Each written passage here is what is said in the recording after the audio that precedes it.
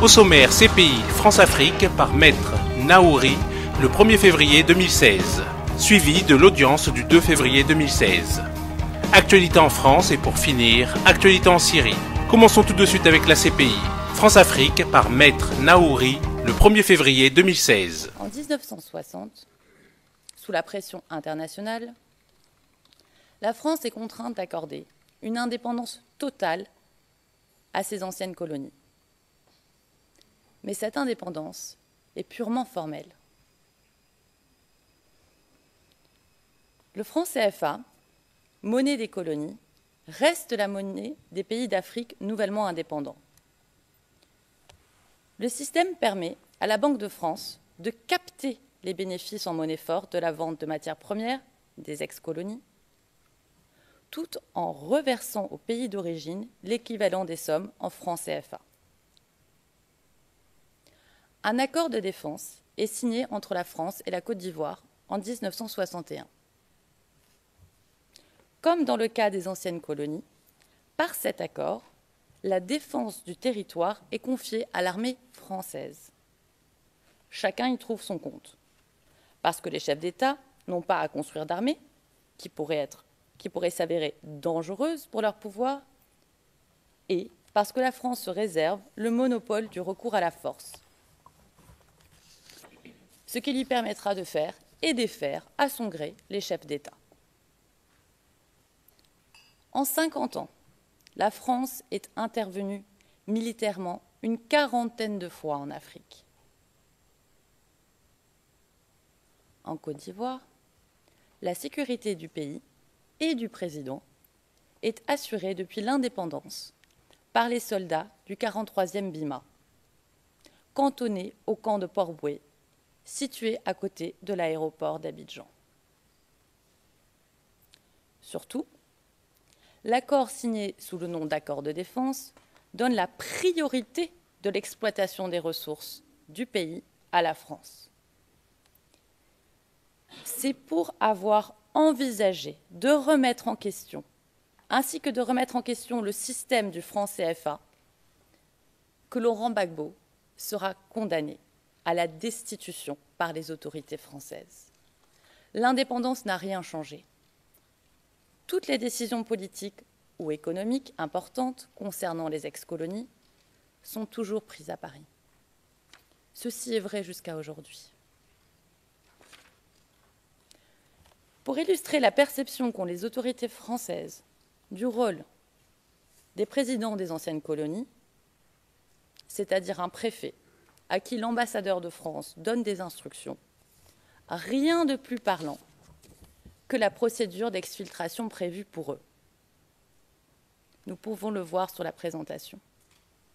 Pour permettre l'exfiltration du président ivoirien, en cas de mécontentement populaire, la France a fait creuser à Abidjan un tunnel entre la résidence présidentielle et la résidence mitoyenne de l'ambassadeur de France, d'où le fugitif peut ensuite, en traversant la lagune, sur un bateau français, atteindre facilement le camp militaire français qui contrôle l'aéroport, de façon à pouvoir sortir du pays si besoin est.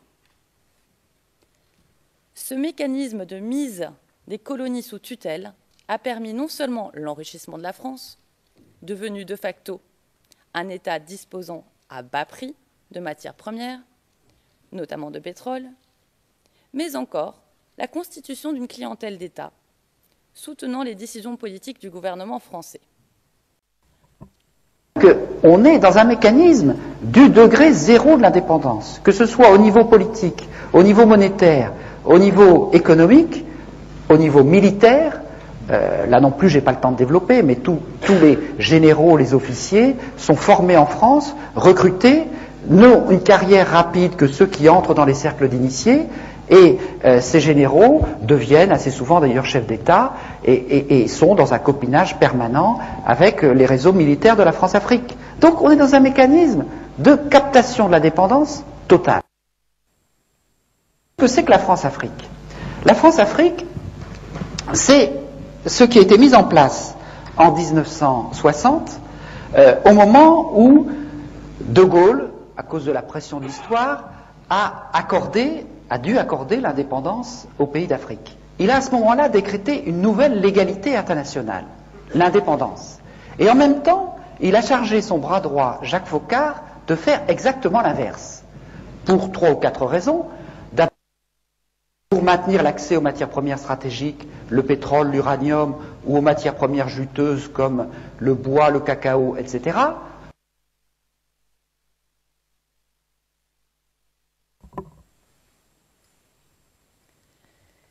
C'est à ce système que va s'attaquer Laurent Gbagbo.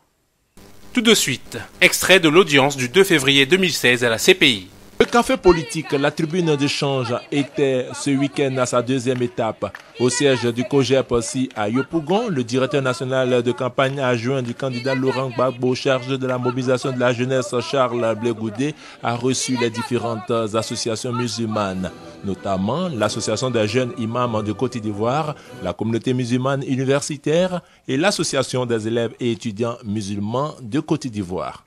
À bâton rompu, sans détour, le directeur national de campagne adjoint chargé de la mobilisation de la jeunesse a répondu aux préoccupations de ses invités. Charles Blé Goudé leur a demandé de rester mobilisés et d'être au rendez-vous de la destinée de la mère patrie.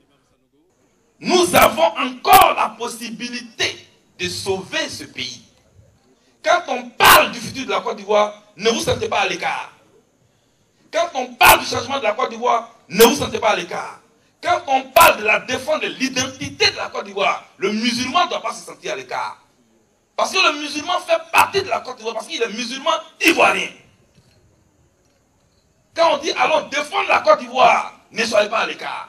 C'est avec vous qu'on va défendre la Côte d'Ivoire. Avec à la tête quelqu'un qui a une vision pour la Côte d'Ivoire. Après avoir perçu les enseignements et le sens du combat du président Laurent Gbagbo pour faire de la Côte d'Ivoire un État développé et prospère pour le bonheur des Ivoiriens, la jeunesse de la communauté musulmane a promis d'accomplir la mission à elle confiée par le directeur national de campagne adjoint chargé de la mobilisation de la jeunesse, Charles Blé Goudé. Bon, ma préoccupation, c'était par rapport au port du voile, comment on appelle ça, dans l'école. Parce qu'en attendant, on voit des professeurs qui refusent ou les filles qui sont voilées en classe, ils leur demandent d'enlever le voile. Bon, j'ai posé ma préoccupation, j'ai été très satisfaite par la réponse que le président Blé Goudé m'a donnée. Nous sommes venus échanger avec lui, nous avons parlé de tout et de l'évolution et de l'avenir de la Côte d'Ivoire. Parce que dans notre entendement, avant, on pensait que les musulmans étaient bannis, exclus. Mais aujourd'hui, à travers tout ce qu'il vient de dire, nous avons compris que nous étions dans un coma très profond et aujourd'hui, nous faisons un éveil de conscience. Parce que c'est un éveil de conscience, il a éveillé en nous un certain nombre de choses. Donc nous l'encourageons sur cette voie et qu'il continue ces différentes rencontres et ces genres d'occasions, d'événements puissent se répéter. L'espace de libre-échange s'est poursuivi à Abobo à l'invitation de la jeunesse musulmane. Il s'est transformé en thé politique. Échange dans une ambiance conviviale autour des chantiers du président Laurent Gbagbo et de son programme de gouvernement. D'où des prières ont été dites afin que Allah confirme le pouvoir accordé à son fils, le président Laurent Gbagbo.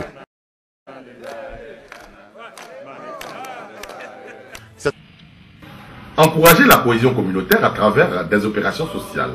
C'est un autre cheval de bataille du COJEP.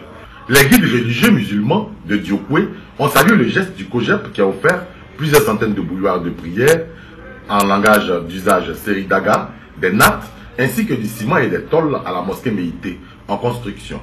À Daloa, le lycée coranique Ansar du Dr Moustapha Sy accueille près de 400 élèves par an, du CP1 à la terminale. Les élèves sont formés en 3 langues, l'anglais, l'arabe et le français, en plus de toutes les autres matières académiques. Monsieur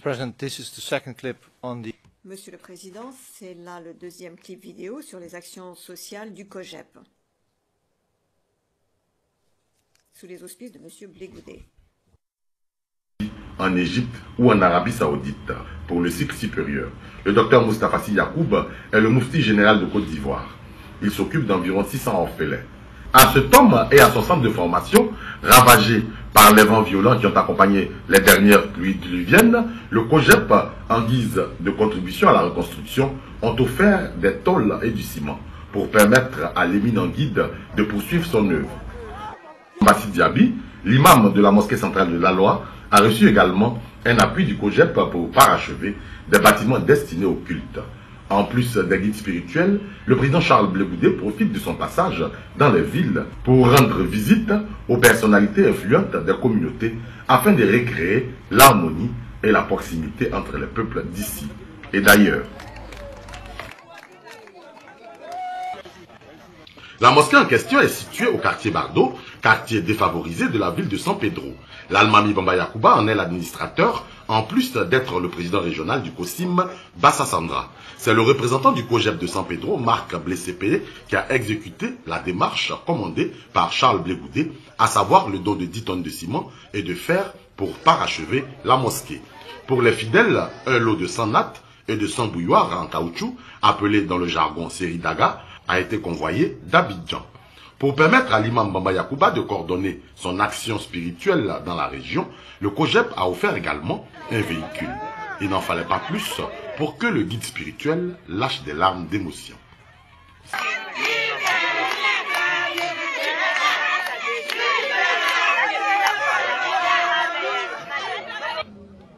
« 2005, 5 juin.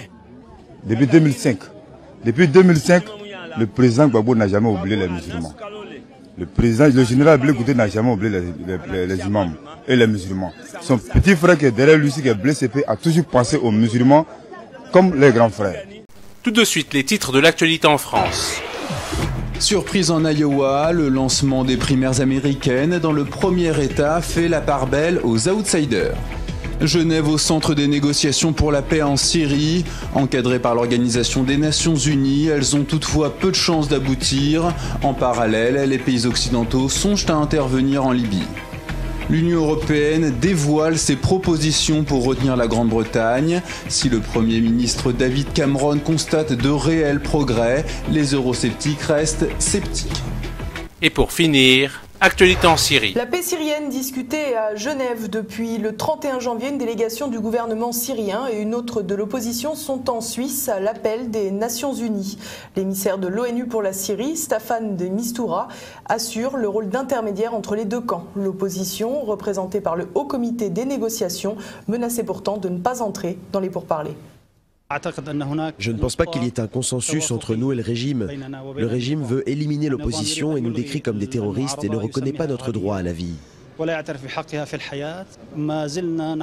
Nous nous en tenons aux décisions prises à la conférence de Riyad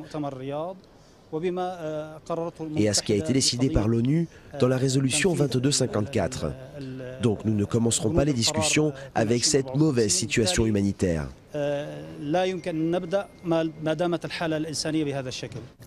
Vu comme un interlocuteur crédible par l'ONU, le porte-parole de l'opposition, Mohamed Allouche, est pourtant membre de l'armée de l'islam, un mouvement salafiste. Le gouvernement syrien se voit donc contraint de négocier avec un groupe qu'il qualifie de terroriste.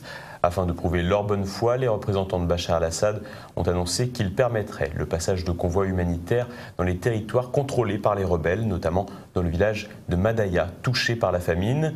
Malgré les démarches de l'ONU et du gouvernement syrien, les observateurs jugent peu probable que les négociations soient plus productives qu'en 2014. Citoyen TV, la chaîne de l'Afrique digne et de sa diaspora.